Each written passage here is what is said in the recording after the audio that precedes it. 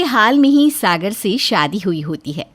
ससुराल में सास उषा, ससुर सुंदरलाल, जिठानी रोमा और जेठ गिरीश होते हैं। प्रीति बहुत खूबसूरत होती है और सभी उसकी खूबसूरती की खूब तारीफ भी करते, जिससे जिठानी रोमा को काफ़ी जलन होती। सागर और गिरीश के पापा, सच में मैं तो बहुत खुश हूँ। प्रीति इतनी खूबसूरत है, इतनी गुणवान है कि बस पूछो मत। हम और सागर बहुत भाग्यशाली है जो प्रीति जैसी सुंदर लड़की हम सबके जीवन में आई। बात तो आपने बिल्कुल सही कही उषा जी। ये सब सुनकर रोमा बहुत गुस्सा होती है और रसोई में चाय बनाती हुए कहती है, बड़े तारीफों के पुल बांधते जा रहे हैं। मन तो कर रहा है कि इन दोनों बूढ़े बुढ़िया की चाय में जहर मिला दूं और इनका अभी के अभी काम तमाम कर दूं। अरे रोमा बहू, अभी तक चाय नहीं बनी या पूरा दिन लग जाएगा चाय बनाने में है? रोमा हॉल में आकर उषा और सुंदरलाल को चाय परोसती है। तभी वहां पर सुंदर तरह से सज संवर कर प्रीति बहू आ जाती है अपने पति सागर के साथ, और दोनों नया शादीशुदा जोड़ा एक साथ मिलकर सुंदरलाल और उषा के पैर छूकर आशीर्वाद लेती हैं। सदा सुहागन रहो, दोनों की जोड़ी हमेशा सलामत रहे। खुश रहो बच्चों। चलो रोमा बहू, शाम के खाने की तैयारियां शुरू कर दो। और हाँ, जितने पकवान मैंने बताए थे ना, सारे बनाने हैं। जी ठीक है माँ जी। प्रीति चलो हम दोनों साथ में मिलकर बनाते हैं। जी हाँ जिठानी जी। अरे रुको रुको, प्रीति बहू तुम कहाँ चली? आज शाम को तुम्हारी मुंह दिखाई की रस्म है, और ऐसे में अगर तुम रसोई में दिन भर खाना पकाओगी तो थक जाओगी और तुम्हारा फूल सा चेहरा थकावट के कारण मुरझा जाएगा। इसलिए सारा काम रोमा बहू ही करेगी। लेकिन माँ जी, इतना सारा काम जिठानी जी कैसे? अरे लेकिन कुछ नहीं प्रीति बहू, तू ना बस अपनी सुंदरता पर ध्यान दे। एक तू ही तो है, और अब तुझे देखकर शाम को सारी मोहल्ले की औरतें जल जल कर राख हो जानी चाहिए। बड़ा मज़ा आएगा। आखिर मेरी प्रीति बहू किसी हीरोइन से कम थोड़ी ना है। रोमा गुस्से से आग बबूला हो जाती है और अकेली ही रसोई में जाकर काम करने लग जाती है। तभी इस प्रीति की तो ऐसी की तैसी। घर आए कुछ ही वक्त हुआ है, लेकिन मेरा जीना तो इसने अभी से ही दुश्वार कर दिया है। थोड़ी देर बाद प्रीति के कमरे से गुजरते समय रोमा देखती है कि प्रीति मुल्तानी मिट्टी का पेस्ट बना रही है। और ये 1 चम्मच गुलाब जल। ये मुल्तानी मिट्टी अब मेरे चेहरे पर लगेगी। मेरी खूबसूरती पर और भी 4 चांद लग जाएंगे, और तभी चांद की चमक भी मेरे चेहरे की चमक के आगे फीकी पड़ जाएगी। अच्छा जी, तो ये बात है। अब देखना क्या होता है इस रोमा को परेशान करने का इंतजाम। Just wait and watch my dear देवरानी मैडम। रोमा जानबूझकर रसोई में जाकर प्रीति को आवाज लगाती है, प्रीति। जिससे प्रीति अपनी मुल्तानी मिट्टी के बॉल को छोड़कर तुरंत रसोई में चली आती है। और इसी मौके का फ़ायदा उठाते हुए रोमा प्रीति के कमरे में चली जाती है और मुल्तानी मिट्टी के फेस पैक में एक दवाई मिला देती है।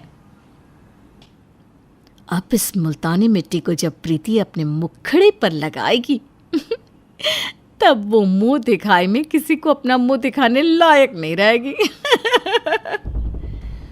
रोमा वो मुल्तानी मिट्टी का बॉल वहीं पर रख देती है और प्रीति के कमरे से रफू चक्कर हो जाती है। रसोई में कोई ना होने के कारण प्रीति फिर से अपने कमरे में आ जाती है और उस मुल्तानी मिट्टी को अपने चेहरे पर लगाती है। फिर जब वो सूख जाती है तब प्रीति अपना चेहरा धोती है और आईने में देखती है तो जोर से चिल्ला पड़ती है, ये क्या हो गया मेरे चेहरे को? नहीं। प्रीति देखती है कि उसके चेहरे पर काले दाग आ गए हैं। ये देखकर उसके पैरों तले जमीन खिसक जाती है। मैं क्या करूं? शाम को मेरी मुंह दिखाई है और ऐसे में ये क्या हो गया? लगता है ये सब मुल्तानी मिट्टी की वजह से हुआ है। अब मैं मुंह दिखाई में अपनी शक्ल कैसे दिखाऊंगी? सारे घर वालों का तो दिल ही टूट जाएगा। माँ जी को तो पहले से ही हार्ट का प्रॉब्लम है। वो तो जब देखो तब सिर्फ मेरी सुंदरता की तारीफ करती रहती है। हे भगवान, मैं क्या करूं? तभी कमरे में सागर आता है और प्रीति को आवाज लगाता है। वहीं प्रीति बाथरूम में पूरी तरह डर जाती है। प्रीति जल्दी आओ बाहर, मैं तुम्हारे लिए गजरा लेकर आया हूँ। आज शाम को मुंह दिखाई की रस्म में तुम इसे अपने बालों में लगाना, तुम्हारी खूबसूरती और भी निखर कर आएगी। प्रीति सुन रही हो ना तुम? अब हाँ सागर जी, मैं अभी आई। आप जाइए ना, तब तक मेरे लिए गजरा लाइए। अरे कैसी बात कर रही हो प्रीति, गजरा तो मैं तुम्हारे लिए ऑलरेडी लेकर आया हूँ। ओह नो, ओके ठीक है। मुझे ना वो बूढ़ी के बाल ला कर दो ना, मुझे उन्हें खाने का बहुत मन कर रहा है। Please Sagar. व्हाट? प्रीति ये तुम क्या बोल रही हो? किस बूढ़ी के बाल मैं तोड़कर तुम्हारे लिए लाऊं?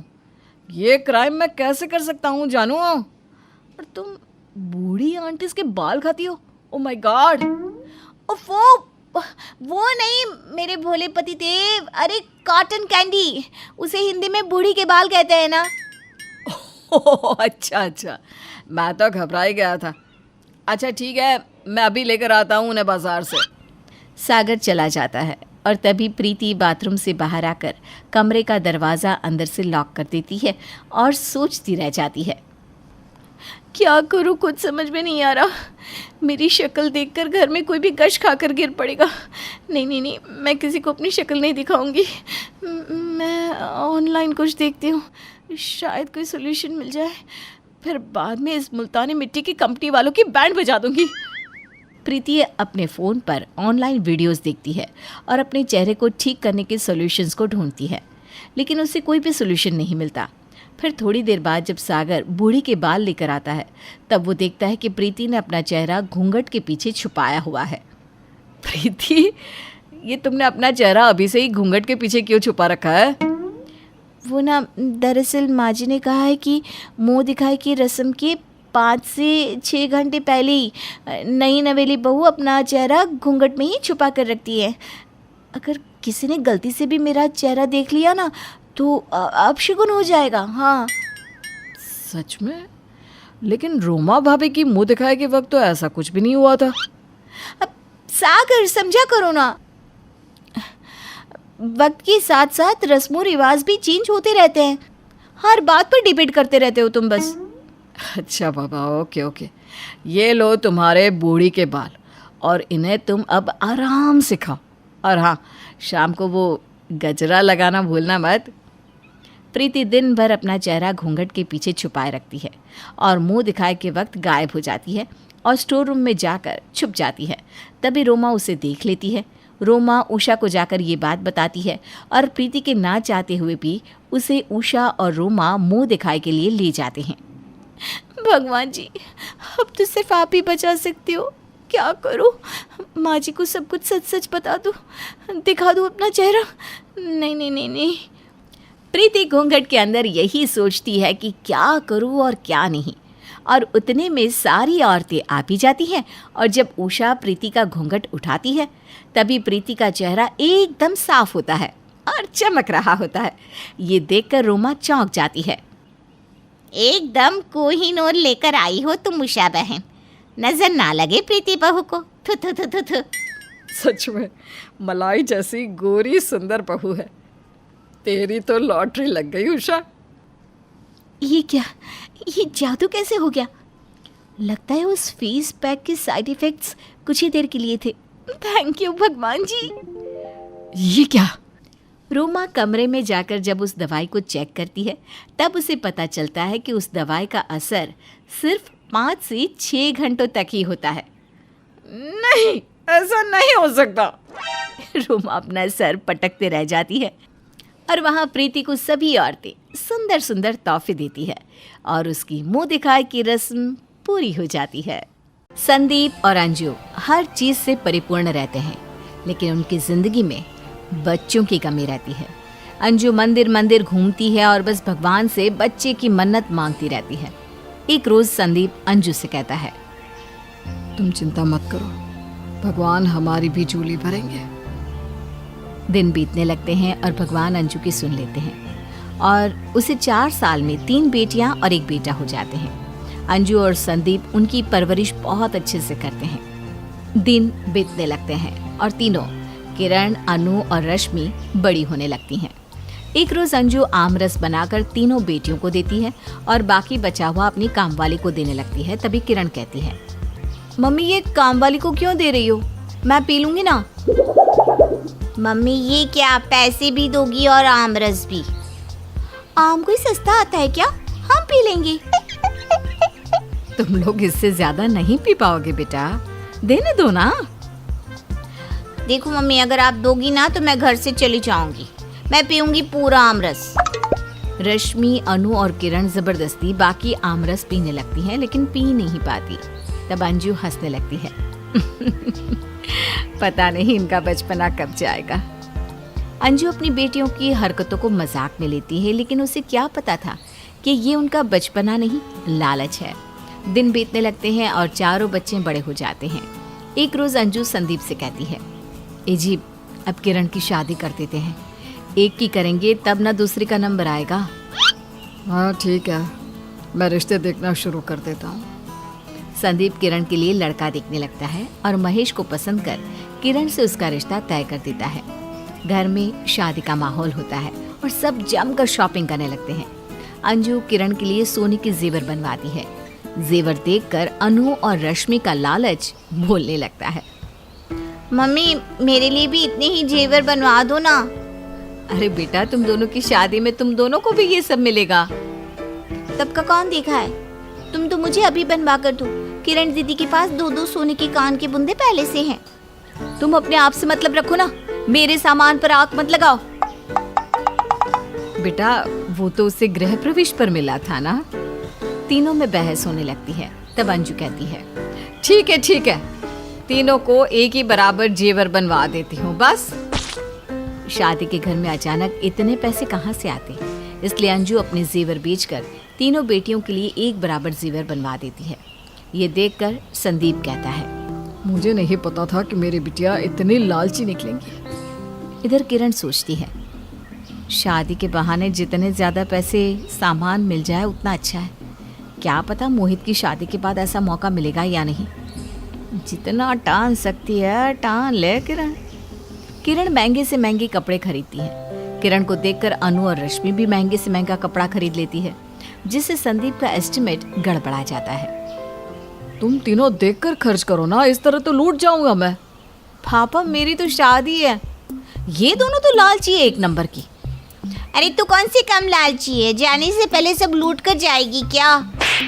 हमें सुनाती है जैसे तेरी हरकतें हमें पता नहीं है। कोई 1 रुपया तुझसे ले कैसे ले? तीनों फिर लड़ने लगती है। तभी मोहित कहता है, अरे तुम तीनों लड़ो मत। मेरे हिस्से के पैसे भी पापा इन तीनों को ही दे दीजिए। मैं तो पुराने कपड़े ही पहन लूंगा। किरण मन ही मन सोचती है, इस तरह तो सब कुछ बराबर मिल जाएगा और इन दोनों की शादी में मैं तो शॉपिंग ही नहीं कर पाऊंगी। ऊपर से पापा ने महेश को 1 रुपये का दहेज भी नहीं दिया।